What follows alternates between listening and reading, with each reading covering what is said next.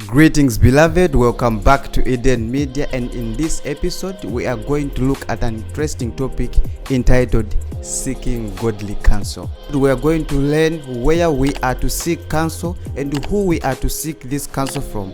Therefore, after we are going to look at the 7 valuable points we are to follow on financial management.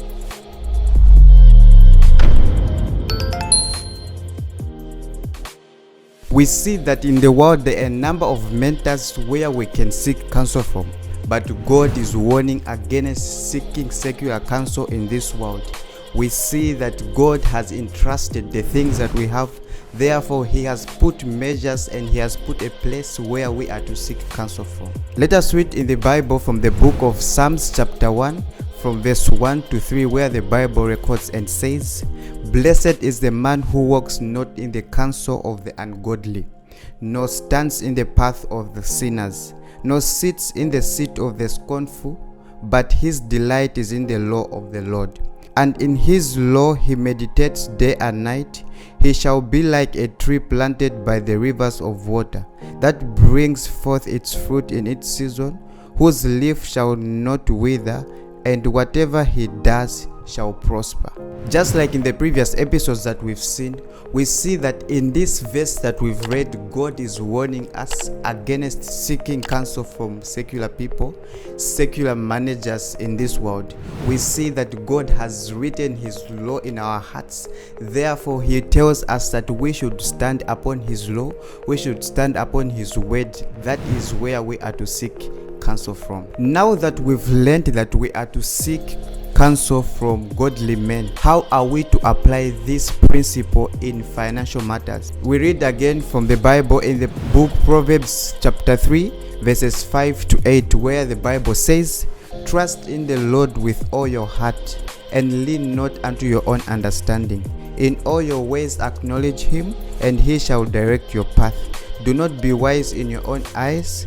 Fear the Lord and depart from evil, and it will be healthy for your flesh and strength to your bones." Now that we have learned where we are to seek counsel from, here are the 7 valuable points we should follow on financial management. Number 1, getting organized. In getting organized, we see that we are to develop a spending plan, a plan that is simple, that will guide us in our earnings, our savings, and our spendings. This plan will help us in budgeting and spending our money. We see that many families just exist from paycheck to paycheck. Therefore, if we are to apply this in our everyday life, it will help us not to run into certain problems. Number 2, spending less than you earn. In this, we see that we are advised to determine our living means. We are to know that we should live below our earning standards. We are advised that we should avoid running into debts, because these are the problems that are leading us not to acquire our financial success. Number 3 is saving a portion from every income. We save to make larger purchases in the future, as well as to avoid certain conditions in cases of accidents, illnesses, and things that may arise in future. We see that if we are to save from every portion, we can also prepare for the time when we'll be no longer working, when we become old. Number 4 is avoiding debt. Interest is one expensive thing we can do without. If anything occurs in our lives, we see that very serious financial embarrassment can result. Number 5 is being a diligent worker. We see that the Bible is encouraging us to say that a lazy soul is a man that desires and has nothing, but the soul of the diligent shall be rich. Number 6 is being financially faithful with God. No family or a person can exist without God's blessings. Therefore, tithing and offering is a way we appreciate God's blessings, and we are encouraged to do it as we are called to. Last but not the least, number 7, we are taught that we should remember that earth is not our real home. In the way we manage our finances says a lot about where our priorities are. If we are to spend a lot of money on material things, therefore we become people of this world. So those were the 7 valuable points that we are to follow on financial management. hope we have grabbed them all and put them in our hearts that we can apply them.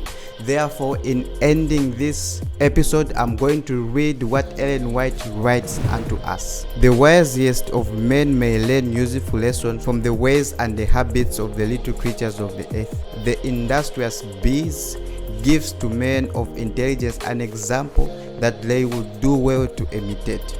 These insects observe perfect order, and no idler is allowed in the hive. They execute their appointed work with an intelligence and activity that are beyond our comprehension.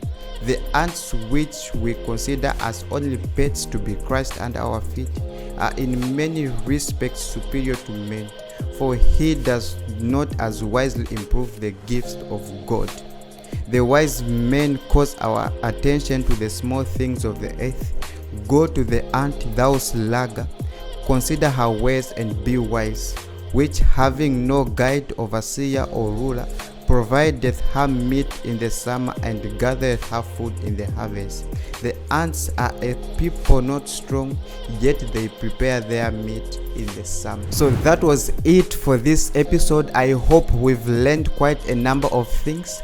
For me, thank you for joining me in this episode, and I would like to see you in the next episode as well, as we will be concluding on the series Planning for Success.